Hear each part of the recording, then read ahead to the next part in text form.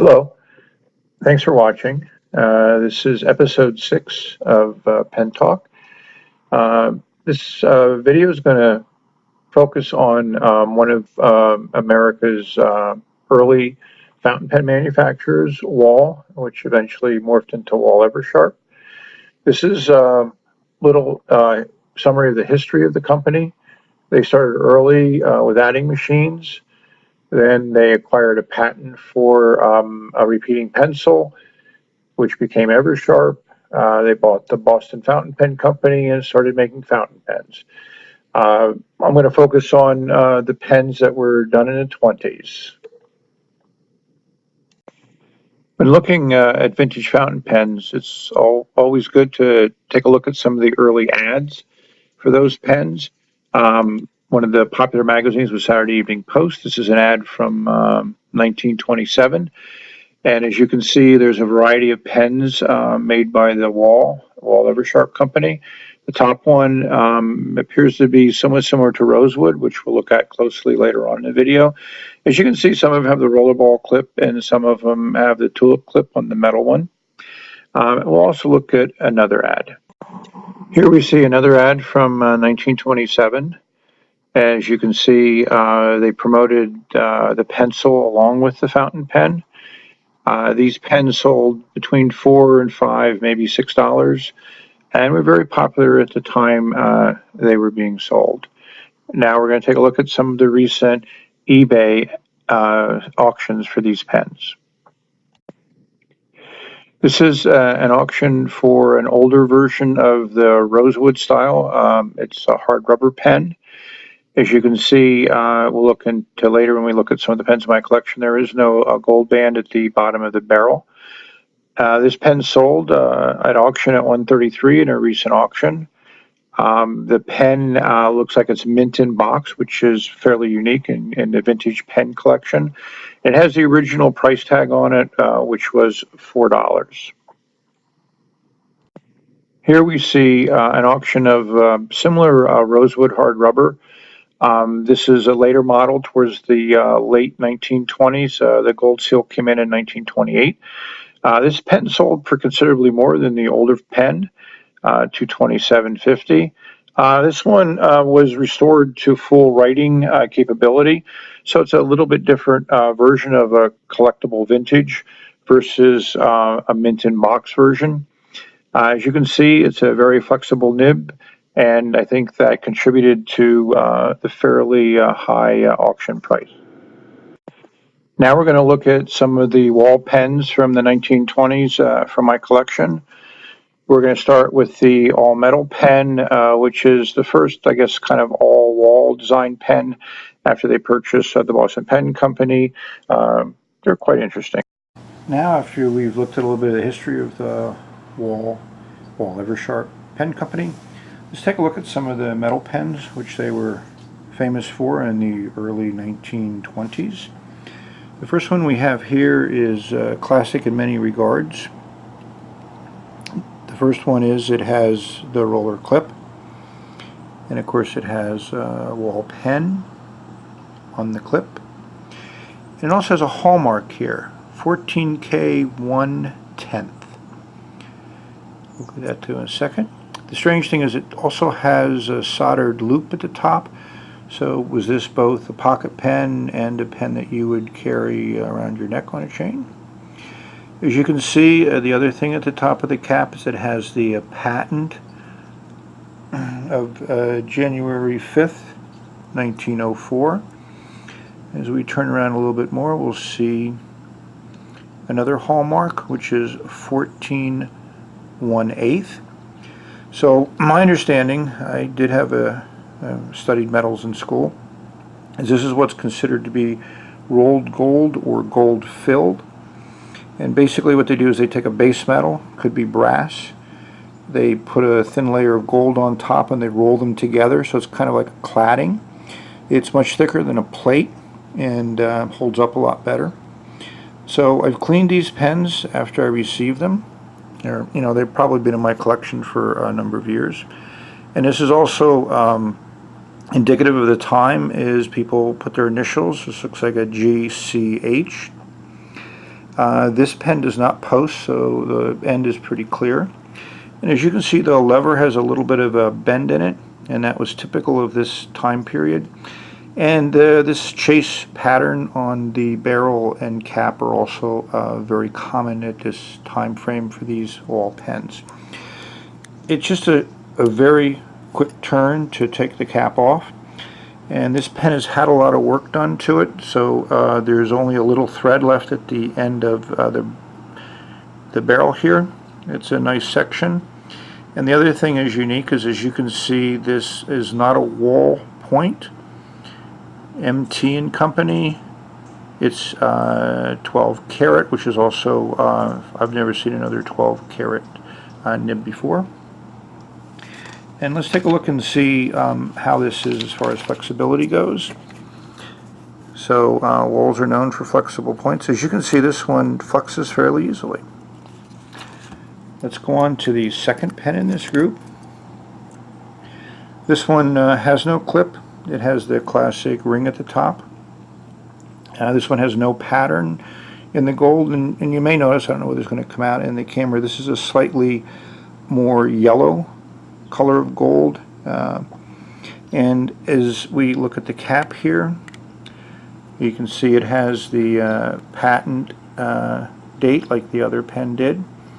And as we scroll around, let's get the light on there properly. You'll see it's an 18 1/8. So it's an 18 karat gold, and 1/8 of the weight, I'm assuming that's what it means, or 1/8 of the thickness is gold. This one cleaned up fairly nicely, and again it has the same lever at the back as we talked about before, and the cap is fairly common for this type of pen, as we can try to get it to focus on it. This one has complete threads on it, so it's a couple turns to come out. As you can see, it's hard rubber section, and this one does have a Wahl point, and it's a number 2, which is the classic point that they used in these metal pens at the time. It's hard to date these. There's not a lot of information in regards to what they did in various times. And if we take a look at this point, we'll see that it also flexes and opens up fairly easily. So as we go on to the third pen in this series, again, the classic ring top, as the second pen had. This has an even more interesting chase design in the cap and barrel. And as we come around to the lever, you'll see that this is flat. So this they did later on, so this is definitely a later pen in the Wahl family. And again, the ends are fairly common. If we look at this closely, you'll see it just says Wahl pen, and it just says gold filled, made in USA. So this is probably 14 karat 1/10. Rolled gold generally is that, if it's not marked otherwise. Rolled gold is still kind of a costume jewelry. I don't think there's a lot of value as far as the gold content goes. If we open up this pen, again, it has the regular amount of threads on it. As you can see, this section has gold overlay on the hard rubber. And it's a smaller section than in the other pens, but it's also a smaller pen. If we look at this point, as you can see, it's a standard Wahl point, number 2. And if we look at this, it also has a fair amount of flex to it. Again, these flex very easily. I think if you look at the web, Brian Sizemore has done a lot of interesting writing examples of these types of nibs. So that's it for the metal pens. So about the same time as the metal pens were made, they also made these series of pens. As you can see, it's a similar shape and design with the kind of squared off top and bottom. The first one is hard rubber, which is what they started out with first. You know, again, it's a flat top, one gold band at the top. The clip has Wahl pen on it, classic rollerball. 2 bands in the middle section. And as we come down, you can see the lever has a little bit of a bend in it, so this is an earlier pen. Probably, I would put this in the mid 1920s, basically because the band at the end I didn't find in the earlier versions of this pen from the advertisements. And as you can see, there's a blank spot here in the barrel where people would put their initials, which a lot of people did at this time. This pen is inked up, and later on we'll open it up and show you how it writes, but let's go on to the second pen in this series. This is considered to be rosewood, and this apparently was first come out in 1926. This is probably close to that time frame. Again, the classic Wahl pen rollerball clip, one band at the top. I really like how the grain shows and the top of the cap and also the bottom of the barrel. Very pretty, kind of different than the ripple pens that you may be familiar with from Waterman. It has a durable feel to it, and there we go. As we focus on the bottom, as you can see, fairly similar as far as that interesting design pattern goes. If we open this one up and take a look at it. So Wahl is known for their points, and they made a great variety of points. For a period of time they had what was called a personal point. This is a Wahl Eversharp #2, as we've seen before, 14 karat, and this is a stub. I think you can pick that up, how the end is there. It looks like about 1.5 millimeter. I haven't particularly measured it. And all of them have a fairly good feed on them. I've not seen a problem with writing with these, and as I mentioned on the web, you can see a lot of examples of that.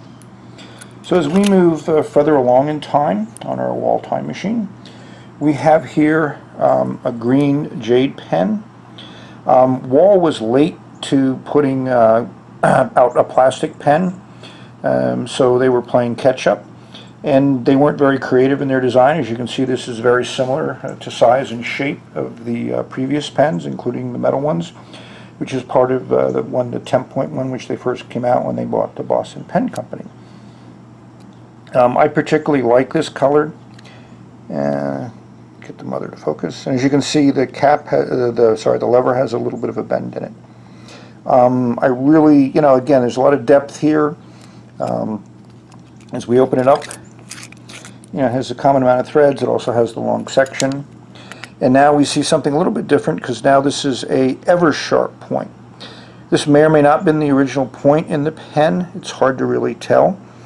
It's pretty fine, and it has an elongated opening breather hole there.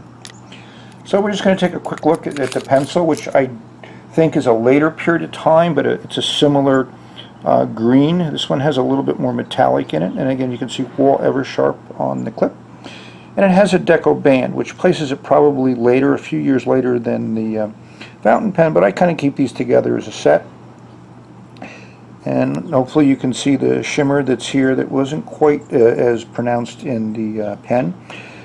You filled this with leads here, and it kind of fed down, and this lead mechanism does work to propel the lead. So that's it for the Wahl hard rubber and celluloid pens.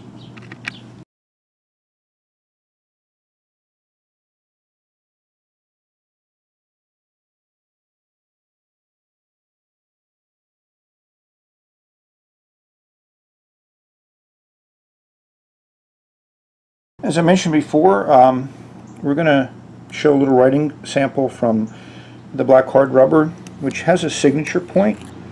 It's a little bit stubby, and it has, I think, a nice writing to it. I enjoy it. I've written a number of letters with it.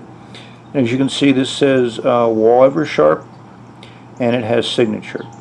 And as you can see, it's inked up and ready to go. The ink that we're going to be using in this pen is Noodler's Black Swan Australian Rose. I like this. It's pretty much a dark red with black overtones. I'm a big fan of Noodler's inks. I really like them. I like the variety, their flow characteristics. It's certainly a very saturated ink. So let's fire this puppy up.